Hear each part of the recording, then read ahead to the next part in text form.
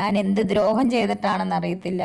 ഞാനൊരു 11 വയസ്സ് തൊട്ട് നോക്കിയ ഒരു കുട്ടിയുണ്ട്. അവൻ ഇതുവരെ തിരിഞ്ഞു കയറിയിട്ടില്ല. എൻ്റെ ഈ ചാനലിൽ കൂടെ ഞാനിത് പറഞ്ഞാൽ ഇത് വലിയ വിവാദമാകുമെന്ന് എനിക്കറിയാം. പക്ഷെ ഹലോ ഗൈസ്, അപ്പം കേട്ട് കാണും. വിവാദമാക്കാൻ പറഞ്ഞല്ല അവനോട്. എനിക്ക് കുഴപ്പമില്ല, ക്ഷമിക്കുക. ആരും അത് വിവാദമാക്കരുത്. എനിക്ക് എൻ്റെ ഋതപ്പൻ എന്നെ അന്വേഷിക്കുന്നുണ്ട്. എനിക്ക് ഈ ചാനലിൽ കൂടെ നിങ്ങൾ പറഞ്ഞത് നിങ്ങൾ തെറ്റിദ്ധരിച്ചു. ഒരുപാട് പേരെന്നോട് ചോദിച്ചു വന്നോ എന്ന്. കിച്ചു ഇല്ല, വന്നിട്ടില്ല. എന്തോ ഫേക്ക് ന്യൂസായിരുന്നു. എന്തുവാകട്ടെ, കിടക്കുമ്പോഴത്തേനൊന്ന് വന്ന് കാണാൻ ആർക്കാണേലും എത്രയോ പേര് എന്നെ സ്നേഹിക്കുന്നു. എത്രയോ പേര് എവിടെ നിന്നൊക്കെ വന്ന്. Hello, I M Mukesh Yadav Madhav. ഇങ്ങനൊരു വീഡിയോ രേണു ചെയ്യണ്ടായിരുന്നു എന്ന് തോന്നിപ്പോയി. ഒരുപക്ഷെ അത് അവരുടെ ഇഷ്ടം. അവരുടെ ചാനലിൽ എന്തൊക്കെ വീഡിയോ ഇടണം, ആരെക്കുറിച്ചൊക്കെ സംസാരിക്കണം എന്നുള്ളതൊക്കെ അവരുടെ ഇഷ്ടം. പക്ഷെ അവിടെ ഇത്രയും നാൾ നോക്കി എൻ്റെ മകനായ കിച്ചു വന്നില്ല, അവനൊന്ന് വന്നുകൂടായിരുന്നോ എന്നുള്ള ചോദ്യം, ആ ഒരു വാചകം പറയുമ്പോൾ തന്നെ രേണു ശ്രദ്ധിക്കണമായിരുന്നു. അതൊരു സൈബർ ബുള്ളിങ്ങിലേക്ക് അവനെ ഇട്ടുകൊടുക്കുകയാണ്. കാരണം രേണുവിനെ സ്നേഹിക്കുന്ന പലരും പലതവണ ചോദിച്ചിട്ടുണ്ട്, കിച്ചു വന്നിട്ടുണ്ടോ, കിച്ചു വന്നില്ലയോ എന്നുള്ള കാര്യം. അത് അറിയാനുള്ള ജിജ്ഞാസ എന്നുള്ളതിലപ്പുറം കിച്ചു വരണമോ കിച്ചു വരണ്ടേ എന്ന് തീരുമാനിക്കേണ്ടത് കിച്ചു തന്നെയാണ്. അവിടേക്ക് രേണു ചോദിക്കുന്നുണ്ട്, ഞാൻ എന്ത് ചെയ്തിട്ടാണോ എന്നറിയത്തില്ല എന്ന്. രേണു എന്ത് ചെയ്തിട്ടാണെന്ന് രേണുവിന് മനസ്സിലാവുന്നില്ലെങ്കിൽ രേണുവിൻ്റെ ആ കമൻറ്റ് ബോക്സ് നോക്കിയാൽ തന്നെ മനസ്സിലാവും. കാരണം മറ്റൊന്നുമല്ല, പല കാര്യങ്ങളിലും രേണു ചെയ്ത പല കാര്യങ്ങളിലും, അതായത് രേണു എന്ന് പറയുന്ന തൻ്റെ അമ്മ ചെയ്ത പല കാര്യങ്ങളിലും അവന് ഇഷ്ടക്കേടുണ്ടായിരിക്കണം. കാരണം അവൻ പ്രായപൂർത്തിയായ ഒരു വ്യക്തിയാണ്. അവൻ്റെ അമ്മ ചെയ്ത പല കാര്യങ്ങളിലും അവന് വിയോജിപ്പുള്ളത് കൊണ്ട് തന്നെ ആയിരിക്കണം അവൻ മാറി നിന്നത്. ഒരുപക്ഷെ രേണു ചെയ്തതൊക്കെ രേണുവിന് പണമുണ്ടാക്കാനാണെങ്കിൽ അവനത് ഉൾക്കൊള്ളണമെന്നില്ല. അവിടെയൊക്കെ സബ്സ്ക്രിപ്ഷൻ വീഡിയോ ചെയ്യുന്നത് തെറ്റാണെന്ന് പറയുന്നില്ല. പക്ഷേ അങ്ങനെയുള്ള വീഡിയോ കാണുന്ന ഒരു മകൻ എങ്ങനെ പ്രതികരിക്കണമെന്ന് ഒരു അമ്മയ്ക്ക് തീരുമാനിക്കാൻ കഴിയില്ല.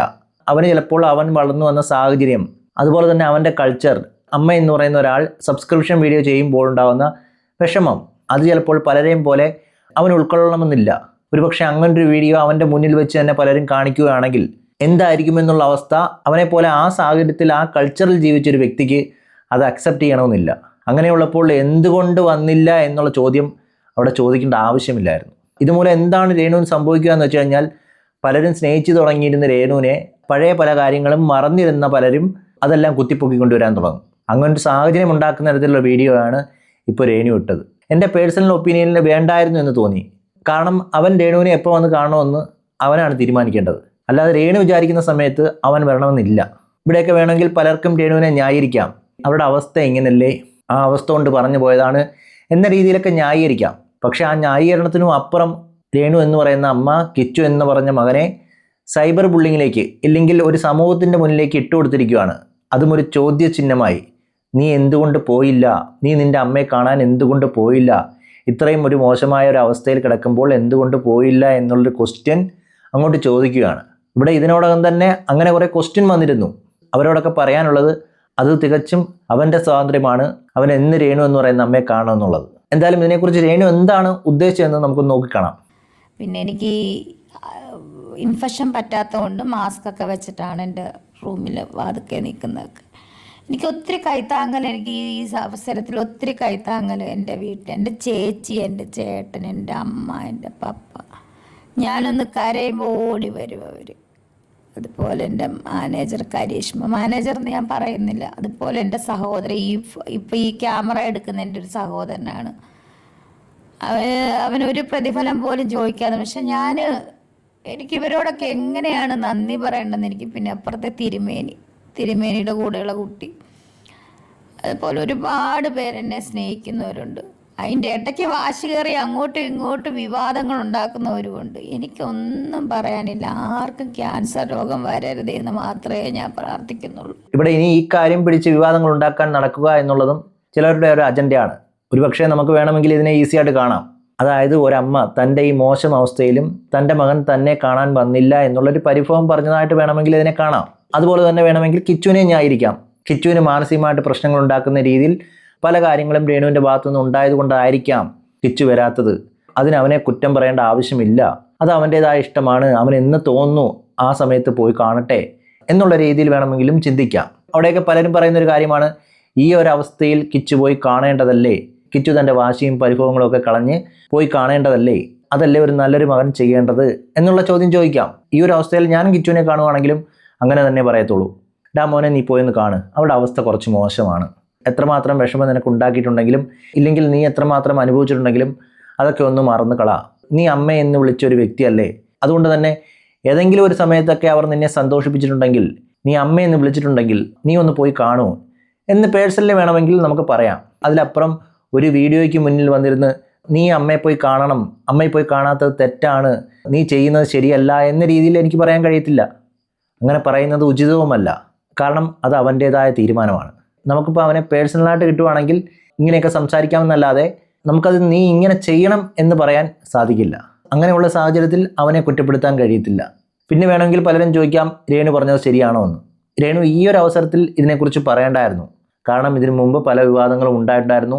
അതെല്ലാം പലർക്കും കുത്തിപ്പൊക്കി കൊണ്ടുവരാൻ ഒരു കാരണം ഉണ്ടാക്കി കൊടുത്തു എന്ന് വേണം കരുതാൻ. അവിടെയൊക്കെ രേണുവിൻ്റെ ഈ അവസ്ഥയിൽ പോലും രേണുവിനെ കുത്തി നോക്കുന്നവരുണ്ട്.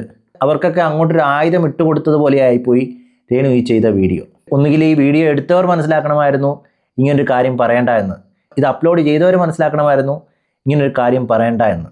അവിടെയൊക്കെ രേണുവിന് പേഴ്സണലായിട്ട് വേണമെങ്കിൽ ന്യായീകരിക്കാം. എൻ്റെ കൂടെ പലരും ചോദിക്കുന്നുണ്ട്, കിച്ചു വന്നോ? ഇങ്ങനെ നിരവധിയുള്ള ചോദ്യങ്ങളും മെസ്സേജുകളും വന്നതിൻ്റെ ഫലമായിട്ട് ഞാൻ പറയുകയാണ്, കിച്ചു ഇതുവരെ വന്നില്ല എന്ന രീതിയിൽ അതിനെ ഒതുക്കിയിരുന്നെങ്കിൽ അത്ര വലിയ പ്രശ്നം വരത്തില്ലായിരുന്നു. അതിൻ്റെ കൂടെ ഞാൻ എന്ത് തെറ്റാണ് ചെയ്തത് അവൻ വരാതിരിക്കാൻ എന്നുള്ള രീതിയിലുള്ള ചില വാചകങ്ങൾ അത് കിച്ചുവിന്മേൽ ഏതോ വലിയ കുറ്റം ആരോപിക്കുന്നത് പോലെ ആയിപ്പോകും. അതുകൊണ്ട് തന്നെ അങ്ങനെയുള്ള സംഭാഷണങ്ങൾ ഒഴിവാക്കാമായിരുന്നു എന്ന് തന്നെയാണ് എൻ്റെ അഭിപ്രായം. അത് ആ വീഡിയോ കാണുമ്പോൾ നിങ്ങൾക്ക് മനസ്സിലാവും. പക്ഷേ എനിക്ക് ശാരീരികമായിട്ട് വളരെ ബുദ്ധിമുട്ടാണ്. എൻ്റെ മൈൻഡ് സെറ്റ് കൊണ്ട് മാത്രമാണ് ഞാൻ ഇങ്ങനെയെങ്കിലും ചാരി ഇരിക്കുന്നത്. എനിക്ക് വയ്യ, ഒട്ടും വയ്യ, തീരെ വയ്യ. നിങ്ങൾ പ്രാർത്ഥിച്ചില്ലേലും എന്നെ ശപിക്കാതിരിക്കുക. എനിക്ക് എൻ്റെ കുഞ്ഞിനെ ഓർത്തിട്ട് എനിക്കൊരു ഋതപ്പനുണ്ട്. ആ കുഞ്ഞ് ഒരാഴ്ചയായിട്ട് അത് ഒന്ന് ചിരിച്ചിട്ടില്ല, ചിരിച്ച് കാണുന്നില്ല അതിൻ്റെ മുഖം. അതിനെ ഓർത്ത് ഞാൻ ഓരോ നിമിഷവും ദുഃഖിക്കുവാണ്. നിങ്ങൾക്കറിയാലോ, നിങ്ങളോട് എന്ത് പറഞ്ഞാലാണ് എനിക്കറിയില്ല. ഞാൻ എന്ത് ദ്രോഹം ചെയ്തിട്ടാണെന്ന് അറിയത്തില്ല. ഞാനൊരു 11 വയസ്സ് തൊട്ട് നോക്കിയ ഒരു കുട്ടിയുണ്ട്. അവൻ ഇതുവരെ തിരിഞ്ഞു കയറിയിട്ടില്ല. എൻ്റെ ഈ ചാനലിൽ കൂടെ ഞാനിത് പറഞ്ഞാൽ ഇത് വലിയ വിവാദമാകുമെന്ന് എനിക്കറിയാം. പക്ഷേ വിവാദമാക്കാൻ പറഞ്ഞതല്ല അവനോട്. എനിക്ക് കുഴപ്പമില്ല, ക്ഷമിക്കുക. ആരും അത് വിവാദമാക്കരുത്. എനിക്ക് എൻ്റെ ഋതപ്പൻ എന്നെ അന്വേഷിക്കുന്നുണ്ട്. എനിക്ക് ഈ ചാനലിൽ കൂടെ നിങ്ങൾ പറഞ്ഞത് നിങ്ങൾ തെറ്റിദ്ധരിച്ചു. ഒരുപാട് പേര് എന്നോട് ചോദിച്ചു വന്നോ എന്ന്. കിച്ചു ഇല്ല, വന്നിട്ടില്ല, എന്തോ ഫേക്ക് ന്യൂസ് ആയിരുന്നു. ശരിയായിരിക്കാം, പലരും ചോദിച്ചിട്ടുണ്ടായിരിക്കും രേണുവിനോട് എന്തുകൊണ്ട് രേണു കിച്ചു വന്നിട്ടുണ്ടോ എന്നുള്ള ചോദ്യം ചോദിച്ചിട്ടുണ്ടായിരിക്കാം. അതിന് ഒറ്റ ആൻസറിൽ പറയാമായിരുന്നു, കിച്ചു വന്നിട്ടില്ല എന്ന രീതിയിൽ. അവിടെയൊക്കെ 11 വയസ്സുകൊണ്ട് നോക്കുന്ന ഒരു കുട്ടി ഞാൻ എന്ത് തെറ്റ് ചെയ്തിട്ടാണ് അവൻ വരാതിരിക്കുന്നത് എന്ന രീതിയിലൊക്കെ പറയുമ്പോഴാണ് അവിടെ പ്രശ്നമുണ്ടാകുന്നത്. അത് ചിലപ്പോൾ രേണുവിൻ്റെ ഈ അവസ്ഥയിൽ ചിലപ്പം പറയുന്നതായിരിക്കാം. വേണമെങ്കിൽ നമുക്ക് പ്രശ്നം ഉണ്ടാക്കണമെങ്കിൽ ആ രീതിയിലും എടുക്കാം. ഈ ഒരു അവസ്ഥയിൽ അവൻ്റെ ഒരു അമ്മ അവൻ്റെ കുഞ്ഞിനെ കാണണമെന്ന് തോന്നി, ഇല്ലെങ്കിൽ അവൻ വന്ന് കാണണമെന്നൊരു തോന്നൽ തോന്നി, അത് പറഞ്ഞതായിരിക്കാം എന്ന് തോന്നണമെങ്കിൽ അത് ആ രീതിയിൽ പറയണമായിരുന്നു. ഇത് ഈ 11 വയസ്സ് മുതലും അതുപോലെ തന്നെ ഞാനൊരു തെറ്റും ചെയ്തിട്ടില്ല എന്നുള്ള രീതിയിലും പറയുമ്പോഴാണ് പലരും പല കാര്യങ്ങളും പൊക്കിക്കൊണ്ട് വരുന്നത്. ഇപ്പം തന്നെ പല ആളുകളും പല കാര്യങ്ങളും മറന്നിരുന്ന സമയത്ത്, അതായത് രേണു ചെയ്ത പല കാര്യങ്ങളും തെറ്റാണ് എന്ന് വിശ്വസിക്കുന്നവരുണ്ട്. അവർക്ക് ഇതും കൂടെ കേൾക്കുമ്പോൾ പല കാര്യങ്ങളും അവർ പഴയതും എടുത്തുകൊണ്ട് വരും. കാരണം പുതിയതായിട്ട് കാണുന്ന ഒരാളാണെങ്കിൽ കിച്ചു എന്തുകൊണ്ട് വന്നില്ല എന്നുള്ള ചോദ്യം വരും. ആ ചോദ്യത്തിനിടയ്ക്ക് പഴയ പല കാര്യങ്ങളും എടുത്തുകൊണ്ടൊന്ന് വീഡിയോ ചെയ്യേണ്ട അവസ്ഥ വരും. ആ ഒരു അവസ്ഥയാണ് ഇപ്പോൾ രേണു ഉണ്ടാക്കി വെച്ചിരിക്കുന്നത്. ഇനിയിപ്പോൾ നോക്കിയാൽ പല ആളുകളും ഇതിനെ രൂക്ഷമായിട്ട് വിമർശിക്കും. ഇങ്ങനൊരു കാര്യം ചെയ്യാൻ പാടില്ലായിരുന്നു, ഇത് അവനെ സമ്മർദ്ദത്തിലാക്കുന്നതല്ലേ, അവനോട് പല ആളുകളും ഇനി ചോദിക്കത്തില്ലേ. എല്ലാ ആളുകളും ചോദിക്കുമെന്നല്ല, രേണുവിനെ ഇഷ്ടപ്പെടുന്ന പല ആളുകളും ചോദിക്കും, പല അമ്മമാരും ചോദിക്കും, എന്തുകൊണ്ട് കിച്ചു നീ പോയില്ല, ഇത്രയും ഒരു അവസ്ഥയിൽ കിടന്നിട്ട് നീ നിൻ്റെ അമ്മയെ കാണാൻ എന്തുകൊണ്ട് പോയില്ല, അവരുടെ അവസ്ഥ നീ കണ്ടതല്ലേ, ആ അവസ്ഥയിൽ നീ എന്തുകൊണ്ട് പോയില്ല, അവിടെ നീ ഉണ്ടാവേണ്ടതല്ലേ, അച്ഛൻ്റെ സ്ഥാനത്ത് നീ അവരെ സഹായിക്കേണ്ടതല്ലേ, അവർക്കൊരു താങ്ങായിട്ട് അവിടെ കാണേണ്ടതല്ലേ എന്നുള്ള ചോദ്യമൊക്കെ അവിടെ എന്തായാലും വരും. ആ ഒരു രീതിയിലേക്കാണ് രേണു ഇപ്പോൾ പറഞ്ഞ കാര്യം പൊയ്ക്കൊണ്ടിരിക്കുന്നത്. എന്തുവാകട്ടെ, കിടക്കുമ്പോഴത്തേനൊന്ന് വന്ന് കാണാൻ ആർക്കാണേലും എത്രയോ പേര് എന്നെ സ്നേഹിക്കുന്നു, എത്രയോ പേര് എവിടെ നിന്നൊക്കെ വന്ന്. പിന്നെ എനിക്ക് ഇൻഫെക്ഷൻ പറ്റാത്തതുകൊണ്ട് മാസ്കൊക്കെ വെച്ചിട്ടാണ് എൻ്റെ റൂമിൽ വാതുക്കെ നിൽക്കുന്നതൊക്കെ. എനിക്ക് ഒത്തിരി കൈത്താങ്ങൽ, എനിക്ക് ഈ അവസരത്തിൽ ഒത്തിരി കൈത്താങ്ങൽ എൻ്റെ വീട്ടിൽ, എൻ്റെ ചേച്ചി, എൻ്റെ ചേട്ടൻ, എൻ്റെ അമ്മ, എൻ്റെ പപ്പ. ഞാനൊന്ന് കരയുമ്പോൾ ഓടി വരും അവർ. അതുപോലെ എൻ്റെ മാനേജർ കരീഷ്മ, മാനേജർന്ന് ഞാൻ പറയുന്നില്ല. അതുപോലെ എൻ്റെ സഹോദരൻ, ഇപ്പോൾ ഈ ക്യാമറ എടുക്കുന്ന എൻ്റെ ഒരു സഹോദരനാണ്. അവനൊരു പ്രതിഫലം പോലും ചോദിക്കാതെ. പക്ഷെ എനിക്ക് ഇവരോടൊക്കെ എങ്ങനെയാണ് നന്ദി പറയേണ്ടതെന്ന് എനിക്ക്. പിന്നെ അപ്പുറത്തെ തിരുമേനിയുടെ കൂടെയുള്ള കുട്ടി, അതുപോലെ ഒരുപാട് പേരെന്നെ സ്നേഹിക്കുന്നവരുണ്ട്. അതിൻ്റെ ഇടയ്ക്ക് വാശി കയറി അങ്ങോട്ടും ഇങ്ങോട്ടും വിവാദങ്ങൾ ഉണ്ടാക്കുന്നവരുമുണ്ട്. എനിക്കൊന്നും പറയാനില്ല. ആർക്കും ക്യാൻസർ രോഗം വരരുതെന്ന് മാത്രമേ ഞാൻ പ്രാർത്ഥിക്കുന്നുള്ളൂ. ഇവിടെയൊക്കെ രേണു അങ്ങനെ ഒരിക്കലും വിചാരിക്കില്ല ഒരു ക്യാൻസർ എന്ന് പറയുന്ന രോഗം വന്നതുകൊണ്ട് എല്ലാവരും ഞാൻ പറയുന്നത് കേൾക്കും, ഇല്ലെങ്കിൽ എല്ലാവരും എന്നെ സ്നേഹിക്കും എന്നുള്ളൊരു ധാരണ രേണുവിന് ഒരിക്കലും ഉണ്ടാവരുത്. കാരണം അങ്ങനെ അല്ലാത്തവരും ഉണ്ട്. ചില ആളുകൾക്ക് ചില കാര്യങ്ങൾ തെറ്റാണെന്ന് തോന്നിക്കഴിഞ്ഞു കഴിഞ്ഞാൽ പിന്നെ അവർ വരത്തില്ല. അതിനി എത്ര വലിയ ആളുകളാണെങ്കിലും ചിലരെ ശത്രുവായിട്ട് കണ്ടു കഴിഞ്ഞു കഴിഞ്ഞാൽ പിന്നെ അവർക്ക് എന്തൊക്കെ സംഭവിച്ചാലും അവർ വരത്തില്ല. അത് അവരുടെ കുറ്റമായിട്ട് കാണാൻ കഴിയത്തില്ല. അവരങ്ങനെയാണ്. അവർ ഈ ഭൂമിയിൽ ജനിച്ചത് ആ രീതിയിലാണ്. കാരണം അവർ തെറ്റ് ചെയ്തു എന്ന് തോന്നിക്കഴിഞ്ഞു കഴിഞ്ഞാൽ അത് തെറ്റ് തന്നെയാണ്. അത് ആ നിലപാടിലായിരിക്കും അവർ നിൽക്കുന്നത് എന്ന് കരുതി ചിലരെ മാറിയെന്ന് വരാം. ചിലർ പറയും അവർക്കിപ്പോൾ ക്യാൻസർ അല്ലേ, ഇനി നമുക്ക് അവരെ ദ്രോഹിക്കേണ്ട, അവർക്കെതിരെ വീഡിയോ ഇടണ്ട, ഇല്ലെങ്കിൽ അവർക്ക് കുറച്ച് സമാധാനം കൊടുക്കാം, അവരെ ഒന്ന് പോയി കാണാം, അവരെ കുറച്ചൊന്ന് സന്തോഷിപ്പിക്കാം എന്നുള്ള രീതിയിൽ ചിന്തിക്കുന്നവരും ഉണ്ട്. എന്ന് കരുതി എല്ലാവരും അങ്ങനെ ചെയ്യണമെന്നില്ല. ഇതിപ്പോൾ രേണു പറയുന്നുണ്ട് പലരും എന്നെ വന്ന് കണ്ടു, പലരും എന്നെ സഹായിക്കുന്നുണ്ട്, എൻ്റെ അമ്മ, എൻ്റെ അച്ഛൻ, എൻ്റെ ചേച്ചി, എൻ്റെ മാനേജർ, ഇവരെല്ലാം എന്നെ സമാധാനിപ്പിക്കുന്നു എന്നൊക്കെ പറയുമ്പോൾ അത് നല്ല കാര്യം. അങ്ങനെ ആവണം. കുറേ സ്നേഹിക്കുന്നവർ രേണുവിൻ്റെ കൂടെ ഉണ്ട് എന്ന് കരുതി മറുഭാഗത്ത് നിൽക്കുന്നവർ അങ്ങനെ ചെയ്യണം, ഇങ്ങനെ ചെയ്യണം, ഇല്ലെങ്കിൽ അവരും എന്നെ സ്നേഹിക്കണം, ഇല്ലെങ്കിൽ അവരും എന്നെ വന്ന് കാണണം, ഇല്ലെങ്കിൽ അവരും എന്നെക്കുറിച്ച് നല്ലത് പറയണം എന്നൊരിക്കലും വിചാരിക്കരുത്. ആ വിചാരമാണ് രേണുവിനെ കൊണ്ട് ഇത് പറയിപ്പിച്ചത്. കാരണം കിച്ചു എന്ന് പറയുന്ന വ്യക്തി ഒരു പ്രായപൂർത്തിയായ വ്യക്തിയാണ്. മകനായിരുന്നിരിക്കാം, ഇല്ലെങ്കിൽ മകനാണ്. പക്ഷേ ഏതൊക്കെയോ പല കാരണങ്ങൾ കൊണ്ട് അങ്ങോട്ടും ഇങ്ങോട്ടും മാറി നിൽക്കേണ്ട അവസ്ഥ വന്നു. അങ്ങോട്ടും ഇങ്ങോട്ടും സഹകരണമില്ലാത്തൊരവസ്ഥ വരെ വന്നു എന്ന് വേണം കരുതാൻ. അങ്ങനൊരവസ്ഥയിൽ അവൻ അമ്മയെ കാണണമോ വേണ്ടയോ എന്നുള്ളത് അവൻ്റേതായ തീരുമാനമാണ്. ചിലപ്പോൾ അവൻ അനുഭവിക്കേണ്ടി വന്ന വേദനകൾ അത് കൂട്ടുകാരുടെ മുമ്പിൽ വെച്ചായിരിക്കാം, ചിലപ്പോൾ നാട്ടുകാരുടെ മുമ്പിൽ വെച്ചായിരിക്കാം.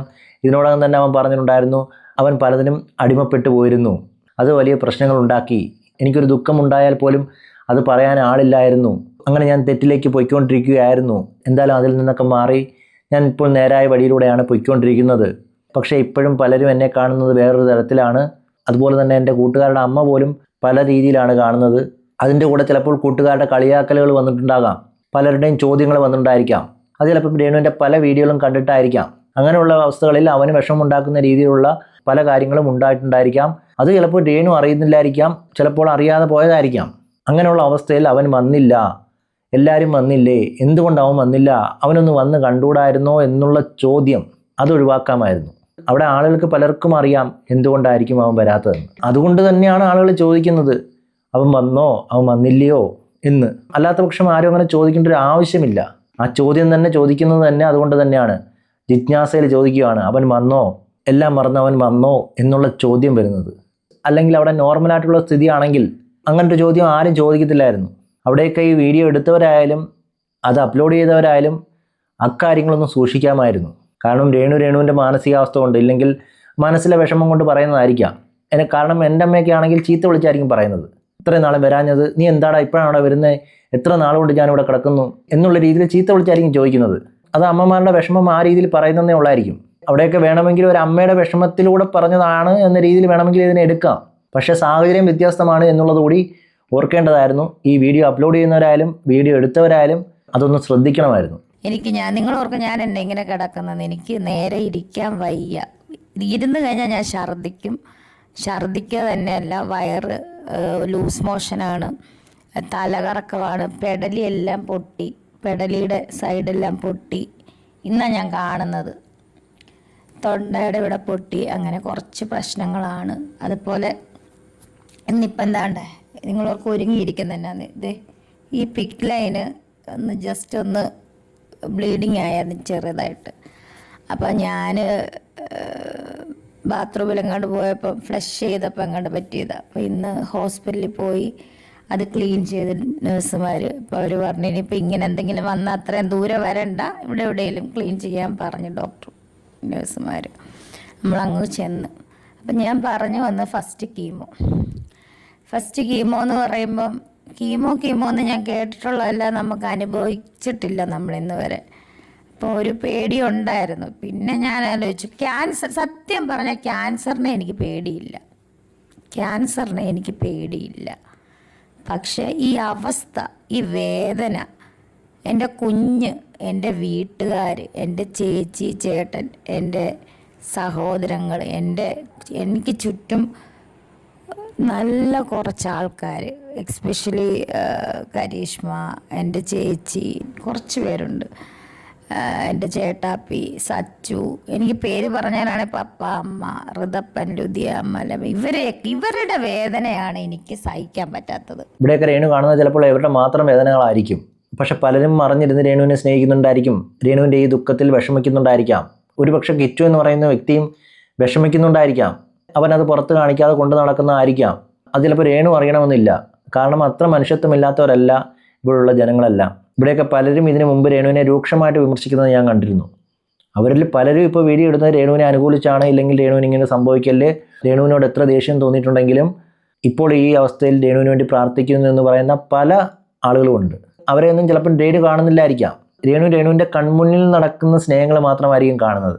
ഒരുപക്ഷെ അച്ഛൻ്റെ സ്നേഹം, അമ്മയുടെ സ്നേഹം, ചേച്ചിയുടെ സ്നേഹം, മാനേജറുടെ സ്നേഹം, കുഞ്ഞിൻ്റെ സ്നേഹം, അതുപോലെ തന്നെ അപ്പുറത്ത് കിച്ചുവിനും വിഷമം ഉണ്ടായിരിക്കാം, കിച്ചുവും അതുപോലെ സ്നേഹിക്കുന്നുണ്ടായിരിക്കാം. പക്ഷെ പല കാര്യങ്ങളും കൊണ്ട് പല രീതിയിലും അവൻ്റെ മനസ്സ് മാറിയതായിരിക്കാം, ചിലപ്പോൾ അവൻ്റെ മനസ്സ് മാറ്റിയതായിരിക്കാം.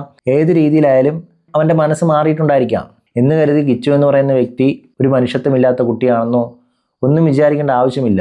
ചിലപ്പോൾ രേണു പറയുന്ന പല കാര്യങ്ങളും അങ്ങനെ ഉദ്ദേശിച്ചായിരിക്കില്ല പറയുന്നത്. പക്ഷേ എന്നാൽ ചിലർ അത് കേൾക്കുമ്പോൾ രേണു കിച്ചുവിനെ കുറ്റപ്പെടുത്തി എന്ന രീതിയിൽ തന്നെ എടുക്കും. ഇല്ലെങ്കിൽ കിച്ചു വരാത്തതുകൊണ്ട് ഈ അവസരങ്ങളിൽ രേണു ഉപയോഗിച്ചു, അവനെ സൈബർ ഇടങ്ങളിലേക്ക് ഇട്ടുകൊടുത്തു എന്നുള്ള രീതിയിൽ ചർച്ച വരും. അത് ഒഴിവാക്കാൻ വേണ്ടിയാണ് പറയുന്നത് ഇങ്ങനെയുള്ള കാര്യങ്ങൾ ചെയ്യാതിരിക്കുക. വിവാദമായ കാര്യങ്ങളിലേക്ക് ഇപ്പോൾ നിങ്ങൾ പോകാതിരിക്കുക. കാരണം നിങ്ങളുടെ അവസ്ഥയെന്ന് പറയുന്നത് വളരെ മോശമായുള്ള അവസ്ഥയാണ്. അങ്ങനെയുള്ളപ്പോൾ മാനസികമായിട്ട് വിഷമം ഉണ്ടാക്കുന്ന ഒരു കാര്യവും ചെയ്യാതിരിക്കുക. പ്രത്യേകിച്ച് ഇങ്ങനെയുള്ള വീഡിയോകൾ ഇടുമ്പോൾ അതിൻ്റെ താഴെ വരുന്ന കമൻസ് എന്തായാലും നിങ്ങൾ വായിക്കും. അത് വായിച്ച് നിങ്ങൾക്ക് കൂടുതൽ വിഷമം ഉണ്ടാകത്തേ ഉള്ളൂ. അവിടെ ഇപ്പോൾ അങ്ങനൊരു സാഹചര്യം ഉണ്ടാക്കാതെ നോക്കേണ്ടതായിരുന്നു. എൻ്റെ കസിൻസൊക്കെ, എനിക്ക് വേദനയൊന്നുമില്ല, മീൻസ് എനിക്ക് പേടിയില്ല, ഭയമില്ല. ക്യാൻസറിന് എനിക്ക് ഭയമില്ല. എൻ്റെ കണ്ടീഷൻ എനിക്ക് സത്യം പറഞ്ഞാൽ അറിയത്തില്ല, എന്താണെന്ന് പോലും എനിക്കറിയത്തില്ല. എന്ത് സ്റ്റേജാണെന്ന് ചെറുതായിട്ടറിയാം. അത് ചിലപ്പോൾ എന്തോ ആകട്ടെ, സ്റ്റേജ് എന്തോ ആകട്ടെ, ദൈവം വിടുവിക്കാൻ ശക്തനാണെങ്കിൽ ദൈവം വിടുവിച്ചേ പറ്റത്തുള്ളൂ. അപ്പം ഞാൻ പറഞ്ഞു വന്നത്, എൻ്റെ ഈ ഒരു ചാനൽ ഞാൻ പറയുന്നത് എൻ്റെ ഫസ്റ്റ് കീമോ അനുഭവമാണ്. ഞാനത് കീമോയ്ക്ക് മുന്നേ തുടയിലൊരു മരുന്ന് കുത്തി. അതെന്തോ ആൻറ്റിബോഡിയാണെന്നാണ് പറഞ്ഞത്. അതങ്ങനെ സാധാരണ കുത്തുന്നതാണോ എന്നൊന്നും എനിക്കറിയില്ല. അത് ഇച്ചിരി ലക്ഷം വിലയുള്ള മരുന്ന് തന്നെയാണ്. അത് കുത്തിയാലേ എന്തായാലും ഇത് കറക്റ്റ് ആവത്തുള്ളെന്നാണ് ഞാൻ അറിഞ്ഞത്. എനിക്ക് ഈ മെഡിക്കൽ വേർഡോ കാര്യങ്ങളോ ഒന്നും അറിയില്ലെങ്കിൽ പോലും എൻ്റെ ആ ഒരു ഊഹാപോഹം വെച്ച് ഡോക്ടേഴ്സിൻ്റെ സംസാരവും കാര്യങ്ങളൊക്കെ വെച്ചിട്ട് മനസ്സിലാക്കിയത് ആൻറ്റിബോഡി എല്ലാ പ്രാവശ്യവും ഈ 17 കീമോയിലും ഇത് കുത്തിവെക്കണം. അപ്പം അങ്ങനെ ഒരു കണ്ടീഷനിലാണ് ഞാൻ. അപ്പം കീമോ സ്റ്റാർട്ട് ചെയ്ത് ഉറക്കത്തിൻ്റെ ഒരു ടാബ് ആദ്യം തന്നു, ഇഞ്ചക്ഷൻ. മയങ്ങിപ്പോയി. എൻ്റെ കൂടെ എൻ്റെ ചേച്ചിയുണ്ട്, ചേട്ടനുണ്ട്, നേഴ്സ്, എല്ലാവരും ഉണ്ടായിരുന്നു. അവരൊക്കെ നല്ല, ഞാൻ പറഞ്ഞ സത്യം പറഞ്ഞാൽ നേഴ്സുമാരെ, ഡോക്ടർമാരെ ദൈവതുല്യമായിട്ടാണ് ഞാനിപ്പോൾ അവരെ കാണുന്നത്. ഇപ്പോഴെന്നല്ല, അവരെ പണ്ടേ ഞാൻ ദൈവതുല്യമായിട്ട് തന്നെയാണ് കാണുന്നത്. പ്രത്യേകിച്ച് എന്നെ നോക്കുന്ന എൻ്റെ നേഴ്സുമാരും എൻ്റെ ഡോക്ടേഴ്സും മെഡിക്കൽ കോളേജിലെ മാലാഖമാർ തന്നെയാണ് അവരെ ഞാൻ അടുത്തറിയുന്നു. ഇപ്പം ആ ദൈവികമായ സാന്നിധ്യം, അല്ലെങ്കിൽ അവരുടെ ആ മാലാഖമാരുടെ ചിറകിൻ്റെ കീഴിലുള്ള ആ ഒരു സാമീപ്യം ഞാൻ അടുത്തറിയുന്ന കുറച്ച് നിമിഷങ്ങളായിരുന്നു, കുറച്ച് ദിവസങ്ങളാണ്, ഇനി കുറച്ച് വർഷങ്ങളായിരിക്കും അത്. എങ്കിൽ പോലും കീമോ 2-3 മരുന്ന് എനിക്കറിയില്ല, ഓർമ്മയില്ല, ഞാൻ നല്ല മയക്കത്തിലായിരുന്നു. ഇവിടെയൊക്കെ എനിക്കൊരു റിക്വസ്റ്റ് പറയാനുള്ളത്, ഇങ്ങനെയുള്ള കാര്യത്തെ വലിയ വിവാദമായിട്ട് എടുക്കാതിരിക്കുക. അവിടെ ചിലപ്പോൾ മരുന്നിൻ്റെ എഫക്റ്റ് അങ്ങനെയുള്ള കാര്യങ്ങളിലൂടെയൊക്കെ കടന്നു പോകുമ്പോൾ മനസ്സിൽ തോന്നിയൊരു വിഷമം പറഞ്ഞതായിരിക്കാം, കിച്ചു വന്നില്ല എന്നുള്ള രീതിയിലുള്ളൊരു കാര്യം പറഞ്ഞതായിരിക്കാം. അതിനെ വേറെ രീതിയിലെടുത്ത് രൂക്ഷമായിട്ട് വിമർശിക്കാതിരിക്കുക എന്നുള്ളതാണ് നമ്മൾ ചെയ്യേണ്ട കാര്യം. അതുപോലെ തന്നെ കിച്ചുവിനെ ആയാലും ഇങ്ങനൊരു കാര്യം അമ്മ പറഞ്ഞതുകൊണ്ട് തന്നെ അവിടെ പോയി അവൻ്റെ കമൻറ്റ് സെക്ഷനിലും നീ എന്തുകൊണ്ടാണ് രേണുവിനെ കാണാൻ പോകാത്തത്, നിൻ്റെ അമ്മയല്ലേടാ, നിനക്ക് ചോറ് വാരുത്തുന്നതല്ലേടാ, നിന്നെ കുറേ നാൾ നോക്കിയതല്ലേടാ എന്നുള്ള രീതിയിലൊന്നും സംസാരിക്കാതിരിക്കുക. കാരണം അത് അവനെ കുറ്റക്കാരനാക്കുന്ന രീതിയിലാവും. ഇവിടെ എടുത്തു പറയേണ്ട ഈ ഒരു അവസ്ഥയിൽ ആ കുടുംബത്തിലുള്ള ആളുകളെ ഒന്നും കുറ്റപ്പെടുത്താതിരിക്കുക. കാരണം അവർ കടന്നു പോകുന്ന ആ വഴികൾ, അവരുടെ ആ അവസ്ഥ വളരെ മോശമാണ്. ഒരുപക്ഷെ മറ്റൊരു അവസ്ഥയിലായിരുന്നെങ്കിൽ രൂക്ഷമായിട്ട് പലർക്കും വിമർശിക്കാമായിരുന്നു. അവൻ എന്തുകൊണ്ട് വന്നില്ല, രേണു എന്തുകൊണ്ട് പറഞ്ഞു എന്നുള്ള ചോദ്യത്തിനൊക്കെ ആൻസറായിട്ട് പല കാര്യങ്ങളും എടുത്തുകൊണ്ട് വരായിരുന്നു. ഇനിയിപ്പോൾ എന്തായാലും അങ്ങനെയുള്ള കാര്യങ്ങൾ വരും. കാരണം കിച്ചുവിനെ സപ്പോർട്ട് ചെയ്യുന്ന കുറേ പേരുണ്ട്. അവരെല്ലാം എന്തുകൊണ്ട് കിച്ചു വന്നില്ല എന്നുള്ളതിന് ആൻസറുമായിട്ട് എന്തായാലും വരും. എനിക്ക് പറയാനുള്ളത്, ഇങ്ങനൊരു വീഡിയോ എടുത്തപ്പോൾ പോലും അവിടെയുള്ള പലർക്കും ചിന്തിക്കാമായിരുന്നു ഇത് ഇങ്ങനൊരു വിവാദത്തിലേക്ക് പോകും, അത് തെറ്റായിട്ട് പലരും എടുക്കും, അത് രേണുവിന് തന്നെ എതിരായിട്ട് വരും എന്നുള്ള ചിന്ത അവിടെയുള്ള പലർക്കും ഉണ്ടാകാമായിരുന്നു. ഇത് കുറ്റപ്പെടുത്തേണ്ട സമയമല്ല. എന്നിരുന്നാലും അവർ ഇനിയെങ്കിലും ഓർത്തു വയ്ക്കുക, നിങ്ങൾ പുറത്തേക്ക് ഇടുന്ന പല കാര്യങ്ങളും നിങ്ങൾ പോലും അറിയാതെ വിവാദങ്ങൾ ഉണ്ടാക്കും. ഇതിപ്പോൾ അറിഞ്ഞുകൊണ്ടൊരു വിവാദം ഉണ്ടാക്കിയതുപോലെ ആയിപ്പോയി. അയക്കമെല്ലാം കഴിഞ്ഞ് കീമോ എടുത്തു കഴിഞ്ഞ് എനിക്ക് എഴുന്നേറ്റ് നിൽക്കാൻ പറ്റത്തില്ല, തളർന്ന് ഞാൻ പോവാണ്. അപ്പം ഫുഡ് നന്നായിട്ട് കഴിക്കണമെന്ന് പറഞ്ഞു, 2 മണിക്കൂർ ഇടവിട്ട് ഫുഡ് കഴിക്കണമെന്ന് പറഞ്ഞു. അപ്പം എൻ്റെ വീൽ ചെയറിലൊരു ചേച്ചി, ആ ചേച്ചിയൊക്കെയാണ് വളരെ സ്നേഹത്തോടെ അവർ എന്നെ കൊണ്ടുവന്ന് കാറെ കൊണ്ട് കയറ്റി വീട്ടിൽ വന്ന് കിടന്നത് എനിക്ക് ഓർമ്മയുണ്ട്. പിന്നെ എനിക്ക് തളർച്ചയാണ്, ദേഹം ശരീരമാസകലം വേദനയാണ്. എനിക്ക് നടുവേദന, തലവേദന, എനിക്കറിയില്ല എന്തൊക്കെയാണെന്ന്. പക്ഷെ ഛർദ്ദിച്ചില്ല ഞാൻ, ഓക്കാനം വരുന്നുണ്ടായിരുന്നു. പക്ഷെ ഇന്നലെ വൈകിട്ട് എനിക്കൊരു ഇഞ്ചക്ഷൻ എടുക്കാനുണ്ട് WBCയുടെ. ആ ഇഞ്ചക്ഷൻ എടുക്കാൻ ഞാൻ ചെന്നതും എനിക്ക് ഓർമ്മയുണ്ട്, ഇഞ്ചക്ഷൻ എടുത്ത് ഓർമ്മയുണ്ട്, തലകറങ്ങി വീഴുക, ഛർദ്ദിച്ച് മുഴുവൻ എൻ്റെ ചേച്ചിയുടെയൊക്കെ ദേഹത്തോട്ടൊക്കെ ഛർദ്ദിച്ച് പാവം അവശ നിലയിലായി. എന്നിട്ട് കൈ കൂടെ ഇത് എന്തുവാ ഗ്ലൂക്കോസ് കുത്തി വീട്ടിൽ വന്നാൽ ഉറങ്ങാൻ പറ്റുന്നില്ല. എനിക്ക് സങ്കടം വരുന്നത് എൻ്റെ വീട്ടുകാരെ ഞാൻ ഉറക്കത്തില്ലെന്നുള്ളതാണ്, വേറൊന്നുമല്ല. ഞാൻ ഈ രാത്രിയിൽ എനിക്ക് ഉറക്കമില്ല, മയക്കത്തിൽ. നിങ്ങൾക്കറിയാം, ക്യാൻസർ രോഗികളായിട്ടുള്ളവർക്കറിയാം, അതുപോലെ വേദന അനുഭവിക്കുന്ന നിമിഷങ്ങളാണിത്. ഇപ്പം ഞാൻ എന്താ പറയുക, ഇപ്പം എന്നെ ഈ കുറ്റം പറയുന്നവരോട് ഞാനൊരു കാര്യം പറയട്ടെ. ഇന്നലെ ഹോസ്പിറ്റലിൽ പോയപ്പോൾ അവിടുത്തെ അറ്റൻഡേഴ്സ് പറഞ്ഞതാ, ഞങ്ങൾ എന്ത് വന്നാലും ക്യാൻസർ രോഗികളുടെ വൈസ്റ്റാൻസേഴ്സ് അങ്ങനല്ലേ പറയുന്നത്, അവരോട് ഞങ്ങൾ മാറി നിൽക്കാൻ പറയത്തില്ല. കാരണം ഈ ഒരു ക്യാൻസർ വാർഡിൽ ഞങ്ങൾ അവരെ ഒന്നും വേറെ ജസ്റ്റ് എങ്കിലും ഒന്ന് മാറി നിൽക്കാൻ പറയത്തില്ല. വഴക്കല്ല, മാറി നിൽക്ക്, 2 പേര് നിൽക്കുക, ഞങ്ങൾ പറയത്തില്ല. കാരണം അതാണ് ക്യാൻസർ രോഗം. ക്യാൻസർ വാർഡിൽ ചെന്നാൽ മാത്രമേ അതറിയത്തില്ല. ഇന്നലെ ഞാനത് അനുഭവിച്ചു. ഞാൻ ഇന്നലെ ക്യാൻസർ വാർഡിൽ ചെന്നു. നിങ്ങൾ ഈ കുറ്റം പറയുന്നവർ എന്ത് കണ്ടിട്ടാണ് കുറ്റം പറയുന്നതെന്ന് എനിക്കറിയില്ല. ഒരു നിമിഷം മതി നമുക്ക് രോഗം വരാം. പക്ഷെ ദൈവത്തെ ഓർത്ത് ആർക്കും ഈ രോഗം വരുത്തരുതേ എന്ന് മാത്രമേ ഉള്ള പ്രാർത്ഥന. എൻ്റെ ശത്രുക്കൾക്ക് പോലും, പിതാവേ, എൻ്റെ ശത്രുക്കൾക്ക് പോലും ഈ രോഗം വരുത്തരുതേ എന്ന് മാത്രമേ പ്രാർത്ഥിക്കുന്നുള്ളൂ. ഞാൻ ഇവിടുന്ന് എഴുന്നേറ്റ് കഴിഞ്ഞാൽ എന്നെ ഞാനാക്കിയ ദൈവത്തെ എവിടെ ചെന്നാലും, ഷൂട്ടാണെങ്കിലും എനിക്ക് ഇനിയും കിട്ടുന്ന എന്ത് പ്രോഗ്രാം ആണെങ്കിലും ദൈവത്തെ ഒരു നിമിഷം മഹത്വപ്പെടുത്തിയിട്ട് ഞാൻ ഇവിടുന്ന് എഴുന്നേറ്റാൽ, ഈ ക്യാൻസർ രോഗം എന്നെ വിട്ട് മാറിയാൽ, ഇല്ല, എനിക്ക് ഉറപ്പുണ്ട് ഞാൻ തിരിച്ചു വരുമെന്ന് ഉറപ്പുണ്ട്. ഈ വീഡിയോ കണ്ടു കഴിഞ്ഞാൽ നമുക്ക് മനസ്സിലാവും ഇത് കഴിഞ്ഞ് രേണുവിൻ്റെ അവസ്ഥയിലൊക്കെ മാറ്റം വന്നിട്ടുണ്ട്. തല മുഴുവൻ മൊട്ടയടിച്ചു, വേറൊരു സ്ഥിതിയിലേക്കാണ് വന്നുകൊണ്ടിരിക്കുന്നത്. ഒരുപക്ഷെ ഈ വീഡിയോ നമ്മൾ കാണുന്ന സമയത്ത് രേണുവിൻ്റെ അവസ്ഥ വേറൊരു രീതിയിലായിരിക്കും. പക്ഷേ ചിലരൊക്കെ ഇതിനു മുമ്പ് തന്നെ രേണുവിൻ്റെ അവസ്ഥയിൽ, അതായത് രേണുവിന് ക്യാൻസർ ആയി എന്നറിഞ്ഞപ്പോൾ തന്നെ രൂക്ഷമായിട്ട് വിമർശിച്ചവരുണ്ട്, ആദരാഞ്ജലികൾ വരെ അർപ്പിച്ചവരുണ്ട്. അങ്ങനെയുള്ളപ്പോൾ ഇങ്ങനൊരു കാര്യം കൂടെ പുറത്ത് വരുമ്പോൾ അവരെങ്ങനെ പ്രതികരിക്കുമെന്ന് അറിയത്തില്ല. അവരോടൊക്കെ ഒരു റിക്വസ്റ്റായിട്ട് പറയാനുള്ളത്, അവരുടെ ഈ അവസ്ഥ ഒന്ന് ആലോചിച്ച് നിങ്ങൾക്കും ക്ഷമിക്കാം, പലർക്കും ക്ഷമിക്കാം. അവർ ഈ അവസ്ഥയിലൂടെ കടന്നു പോകട്ടെ. ഈ ഒരു രോഗത്തെക്കുറിച്ച് അടുത്തറിയാവുന്നവർക്കേ അറിയത്തുള്ളൂ അതിൻ്റെ അവസ്ഥ എങ്ങനെയാണെന്ന്. അതുകൊണ്ട് തന്നെ ഇതൊരു വലിയ വിവാദമാക്കാതിരിക്കുക. ഇനിയും ഇങ്ങനെയുള്ള വീഡിയോകൾ പുറത്തു വിടുമ്പോൾ ഒന്ന് സൂക്ഷിച്ചാൽ അത്രയും നന്നായിരിക്കും. എന്തായാലും ഈ വീഡിയോ ഇവിടെ നിർത്തുന്നു. അടുത്ത വീഡിയോയുമായി കാണുന്നവരേക്കും ഓക്കെ, ബൈ, സീ യു.